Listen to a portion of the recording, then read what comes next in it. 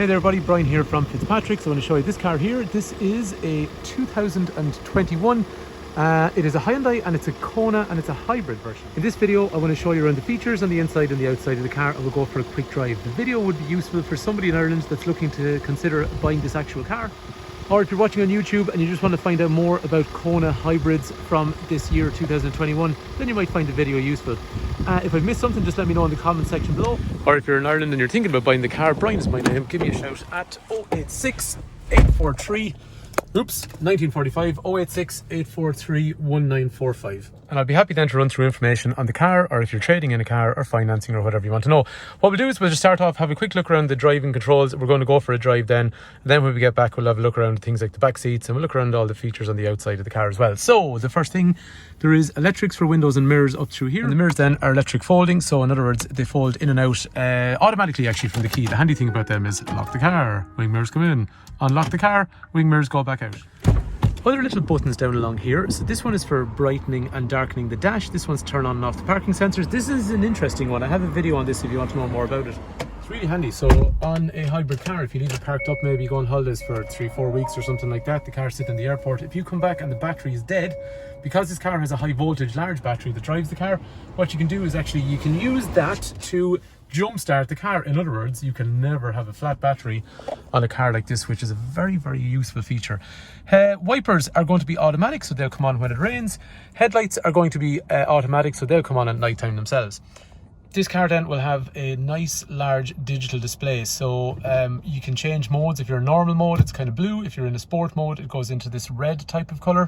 And then in terms of what you can do with the trip information in the center, so things like lane keep assist gives you a readout there, your attention level if you're drifting around the road, things like that the hybrid system is doing. After that then average speed and fuel efficiency and all that kind of stuff. Out of curiosity, this car has averaged 5.4 litres per 100 kilometres in the 37,000 kilometres that it's been on the road. So that's, you know, over 50 miles per gallon. This is just a revolution counter then that tells you what's happening. And this one here is crucial. It tells you we're currently in electric vehicle mode. You don't have to know it, but because it's a hybrid car, then it can basically go from being a battery driven car to being a petrol engine / battery driven car. So multiple power multiple power trains. So actually, to give you an idea, right, there's a 1.6 petrol engine and a 1.49 kilowatt hour, or it's 1.56 kilowatt hour battery, about 1.5 kilowatt hours. Okay, so that's a small battery, but it helps the petrol engine. So if you've no familiar with how these hybrids work, you go to this hybrid along here, it tells you where the energy is flowing from. We'll talk about that better when we're driving, but essentially the battery is in here. When the battery gets almost empty, the engine will start back up, recharge the battery to nearly full, and then you can do some electric driving. When it gets empty, the engine will start up and charge it again, and it keeps going in a cycle like so. Think about it this way, from an analogous point of view, in an analogy way basically. If you had a bicycle that was cycled by yourself, it's hard to cycle. If you have an electric motor helping it, it's not as hard on you. In other words, you're not using as much energy. So think about it this way. Petrol engine that has the assistance of a battery doesn't have to work as hard. In other words, it's easier on fuel. Genuinely, I can send you another video. I've done an extensive research on this.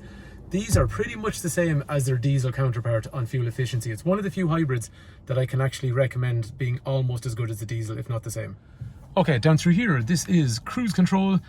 This is the lane departure warning, warns if you drift out of lane. Obviously you have airbag, curtain airbag, side airbag.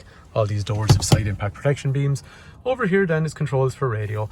There's a nice climate control function with a knob, which I like, so you can speed up or slow down the fan, warm or cold, where do you want the air to blow, with these nice big buttons along here. And then what's nice on these is they got heated seats with 3 stages for the front 2 passengers, which is quite nice. Park, reverse, neutral, drive, and then we can go across if we want to shift gears manually, but you know, most people just leave it in drive and let the car do all the work. Up through here then there is USB connector, another USB connector, and wireless charging pad in through there as well. We saw this has things like an energy flow. Crucially for most people these days, it'll have things like Apple CarPlay and Android Auto, so you can use things like Google Maps and Spotify and Audible and all that kind of stuff from there.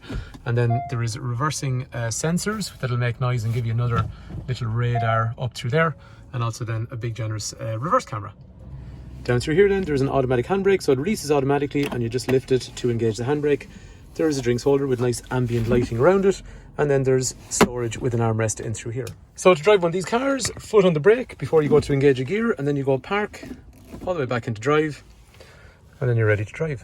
So on a car like this, I am moving off in electric vehicle mode. I know that because it says EV, and also because it's really super quiet as well.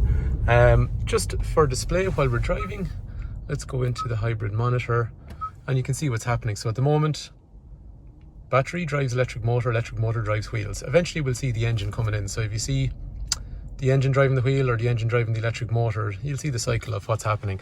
You don't ever need to know this, but you know, for novelty, it's nice to know where your power is coming from. But I can creep from this backyard in the garage up to the front. Okay, the battery had gone a little bit low there.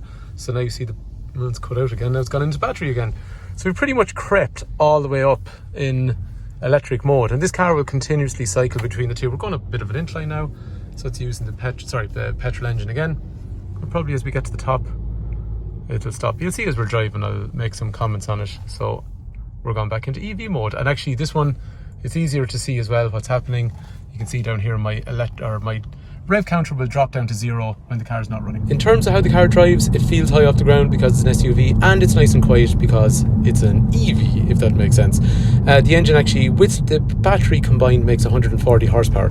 So you see along here, we're going uphill here, so you can see the engine is driving power to the electric motor, which is bringing power to the battery, but also power to the wheels. So in other words, it's driving the car and charging the battery at the same time, but I bet you when we go downhill, it's going to be different. One thing I want to show you on these, when you're in the normal eco mode, okay, what you can do is you can actually use regenerative braking. So you see along here, there's these little arrows. It's hard to see, but if you tap this backwards, it creates more and more resistance, and when you're slowing down to a junction, it switches the motor the opposite way and starts moving power from the turning wheels back up into the battery to help recharge the battery. You don't have to do this, but it's something that you could do.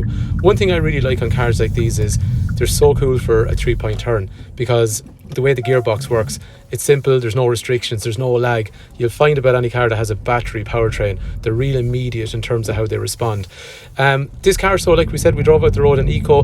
Just to show you, if I go across to sport, the clocks change, and I can also now manually manipulate the gears. So you see here it says gear 3, I can go back into gear 2, then I can drive on the car a bit, or I can go back up into gear 3 or gear 4 or whatever it is, but most people will drive in eco. Now as we see driving down that hill, the engine revolutions aren't running. In other words, we're in full EV mode where the battery is now driving the car. So again, it's super quiet, and you can see along this display we're only getting power from the battery as we drive along. So you don't need to know all this, the car will do this so seamlessly. Hybrids drive nice. Like, in fairness, I think all hybrids drive nice.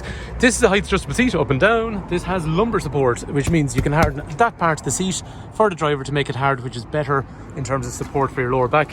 Steering wheel rake reach, so up and down and in and out as well. The rear windows have a nice privacy glass, so that's obviously stylish, but it's useful for stopping the sun beating in on top of young kids. Electric window control is there, child lock is over there, fine. There is 3 head restraints, 3 3-point safety belts, ISOFIX over there, ISOFIX over there. And then in terms of condition, actually I have to say, these are plastic on the rear and they do expose if they get scratched, so these look to be in nice condition on both sides. And for anyone that's curious about the size of one of these cars, 6-foot person, that's the headroom they'll have, and the leg room's there.